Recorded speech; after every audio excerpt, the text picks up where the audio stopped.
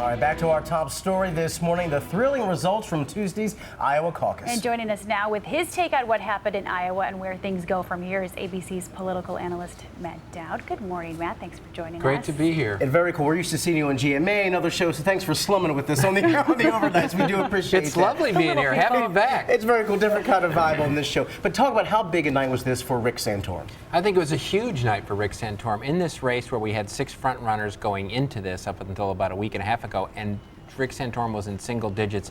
Everybody had written him totally off. He hadn't even campaigned recently in New Hampshire, South Carolina at later dates. He's now could win.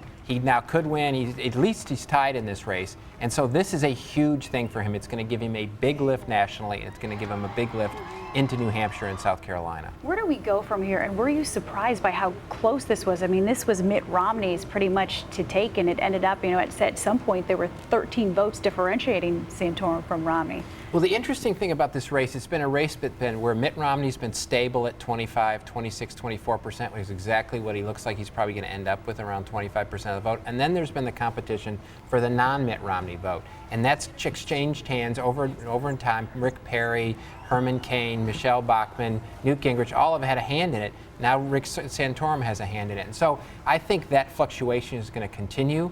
Go over the course of this next few months in this. This could be a long process. This was an historic night. This is the first time a caucus has ever been this close. Wow. That's ever been this close in 40 years. And so it is an historic night. Mm-hmm.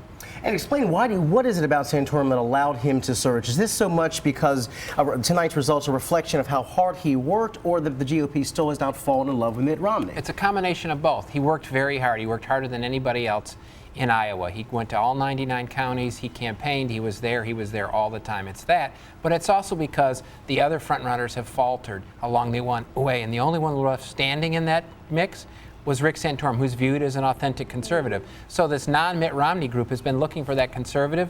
They found him right now in Rick Santorum, and we'll see what he does with it. I found it interesting when Newt Gingrich was speaking. He first of all wanted to thank Santorum for running a positive campaign, obviously a slam against the Massachusetts moderate.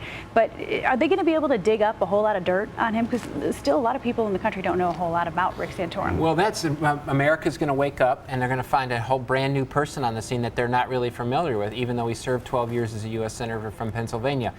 They will dig up stuff on him. I'm sure there will be votes on things. There was already discussion about he sponsored earmarks, which conservatives don't like in Congress. And so they will dig it up. How he can respond to that and how he sustains in that attack, we'll know over the course of the next few weeks, but that's going to be his big test.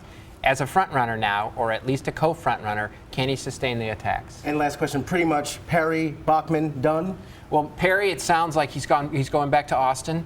He says to reassess his candidacy. Right. Usually that's code for I'm going to drop out. My guess he's going to drop out. He's already canceled events in South Carolina. Michelle Bachmann says she's going to go on, but it's really getting 5% of the vote in Iowa where she spent all this time. It's hard to see that.